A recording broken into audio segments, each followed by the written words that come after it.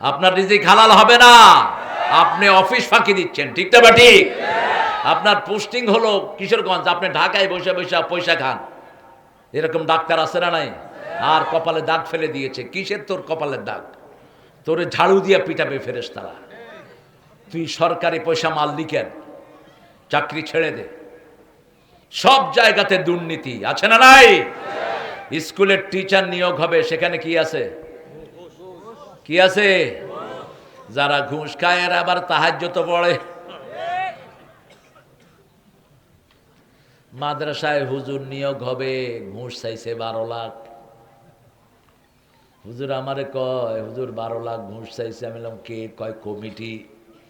বললাম তোর বেতন হবে কত? কয় আমি সুপার হব, 50,000 হইব বেতন। চাকরিকে লাথি মার।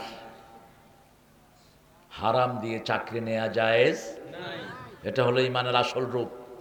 কিন্তু যদি এমন অবস্থা হয় তার চাকরিটা না হলে পরিবার না খেয়ে বাঁচবে, না খেয়ে মরবে, তাহলে কিছু ঘুষ দিয়ে হলেও এটা করা জায়েজ আছে। রেফারেন্স হলো সূরা বাকারার 173 নম্বর আয়াত।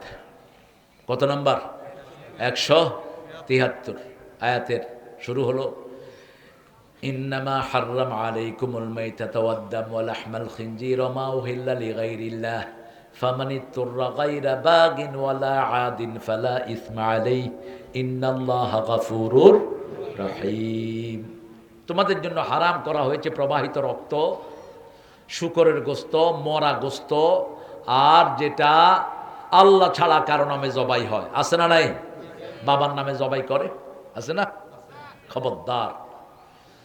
ফামানিত্তুররা গায়রা বাগিন ওয়ালা আদিন, যদি এমন অবস্থা হয় এই 4টা হারাম জিনিস আছে আর খাওয়ার কিছুই নাই, শত্রুতামূলক না, বিদ্রোহী হয়ে না, এখন এগুলো না খাইলে সে মারা যাবে, তাহলে জীবন ধারণের জন্য যতুর খাওয়া দরকার, সেটা খাইলে ফালা ইসমা আলাই, তার কোনো গুনাহ হবে না। ইন্নাল্লাহা গাফুরুর রহিম। বাড়ি করবেন, প্ল্যান পাস না হলে বাড়ি হবে না, বাড়ি না হলে পরিবার খোলা আকাশের নিচে থাকবে।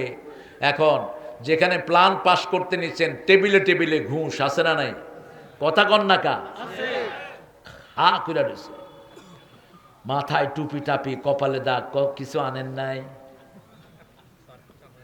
হ্যাঁ, চা পানির খরচ মনে হয় ওর বাপে থুয়ে গেছে এর কাছে।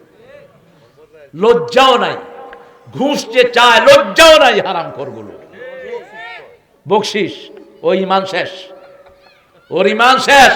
কোন হারামকে যদি কেউ হালাল করে, ওর কি সুদ ঘুষ এগুলো কি? চিৎকার করে বলেন, এটার বকশিস করলি কেমনি তুই?